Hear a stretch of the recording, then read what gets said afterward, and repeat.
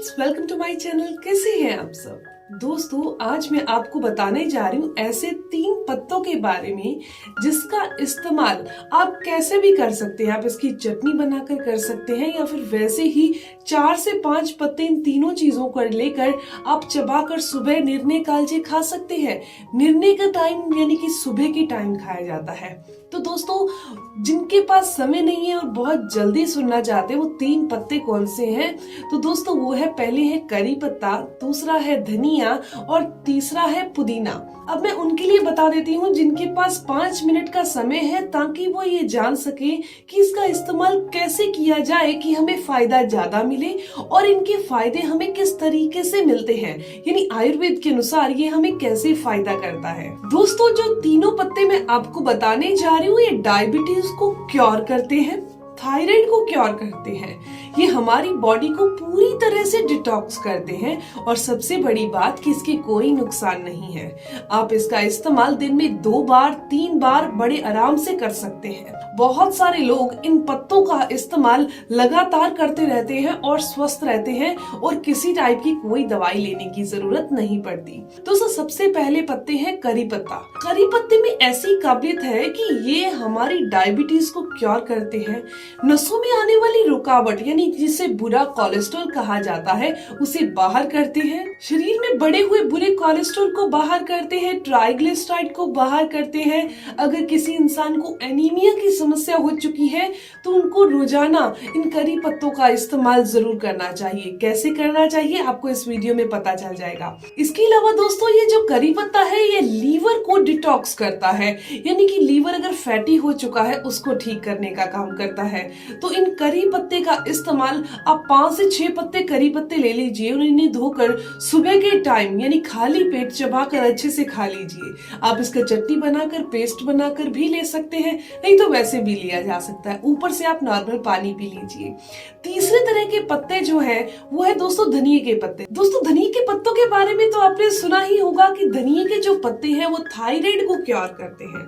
Thyroid को cure करने का मतलब ये है कि ये हमारे हार्मोनल जो इनबैलेंस हो चुका है उसको बैलेंस करने का काम करते हैं। अब ये अकेला एक हार्मोन को ही बैलेंस नहीं करते बल्कि हमारी बॉडी के पूरे बैलेंस को क्योर करने का, बैलेंस करने का काम करते हैं। तो आपने धनिये पत्ते का इस्तेमाल कैसे करना है? दोस्तों, इसका इस्तेमाल तो चटनी बनाकर किया जाए तो सबसे बेस्ट है। इसके अंदर आप काला नमक डाल सकते हैं। अब जो इंसान करी पत्ता अलग से नहीं लेना चाहता तो इसी धनिये के पत्तों के अंदर आप करी पत्ते के भी पत्ते डाल लीजिए और इनकी चटनी बनाकर इस्तेमाल कीजिए। तीसरे नंबर के जो पत्ते हैं वो है दोस्तों पुदीने के पत्ते। पुदीने के पत्तों के बारे में ज्यादातर हमने ये सुना है कि ये गर्मी को दूर करते हैं। गर्मी को दूर करने का मतलब है कि हमारी बॉडी में से पित्त को बाहर करने का काम करते हैं, यानी दिल के रोगों से हमें बचा कर रखेंगे। जिनको भी पित्त की समस्या रहती है उन्हें आज नहीं तो कल दिल की समस्या होने का खतरा बढ़ जाता है। तो अगर आप अपनी बॉडी में से पित्त को शांत करना चाहते हैं तो रोजाना आपको अपनी डाइट के अंदर पुदीने के पत्तों का इस्तेमाल करना चाहिए। ये पुदीने के पत्ते गठिया यानी कि यूरिक एसिड की समस्या को ठीक करते हैं, आर्थराइटिस को ठीक करने का काम करते हैं, हमारे पेट में बनने वाली गैस या अपच की समस्या को दूर करते हैं, ये लीवर को डिटॉक्स करते हैं। अब इन तीनों पत्तों का अलग अलग इस्तेमाल भी किया जा सकता है। जैसे कि मैंने आपको बता दिया, आप चबाकर सुबह सुबह खा सकते हैं, लेकिन तीनों पत्तों को अगर खाना ही है तो चबाकर तीनों पत्तों को एक साथ खा रहे हैं तो तीनों पत्तों की आप चटनी बनाकर कभी भी इस्तेमाल कर लीजिए। पानी में मिक्स करके ले लीजिए या फिर सिंपल रोटी के साथ भी खाई जा सकती है। पूरी तरह से फायदा करेगी, लेकिन इतना ध्यान रखिए इसके अंदर बहुत ज्यादा नमक या बहुत ज्यादा मिर्चें नहीं डालनी। बस हल्का सा सेंधा नमक या काला नमक इस्तेमाल कीजिए और इसका इस्तेमाल कर लीजिए। और अगर आप इसे पानी में घोलकर डाल रहे हैं तो पानी में डालते समय आपने इसमें किसी भी टाइप का नमक इस्तेमाल नहीं करना। उसके पीछे कारण ये है, जब भी हम पानी में घोलकर नमक का इस्तेमाल करते हैं तो वो हमारी किडनी के ऊपर सबसे ज्यादा असर डालता है, वो भी बुरा असर। तो ये किडनी के लिए बुरा होता है डायरेक्ट नमक का इंटेक करना, तो वो चाहे सादा नमक हो या नॉर्मल नमक हो।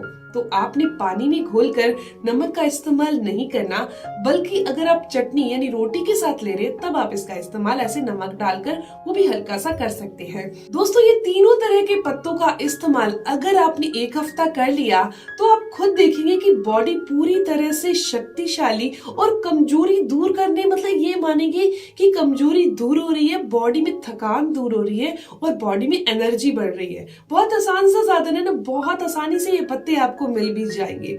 दोस्तों ये जानकारी जो मैंने आपको दी है ये मैं मान सकती हूँ कि आपके लिए काफी फायदेमंद होगी। अगर आपको ये जानकारी अच्छी लगी तो आप इस वीडियो को जरूर लाइक कीजिएगा, अपने दोस्तों के साथ जरूर शेयर कीजिएगा।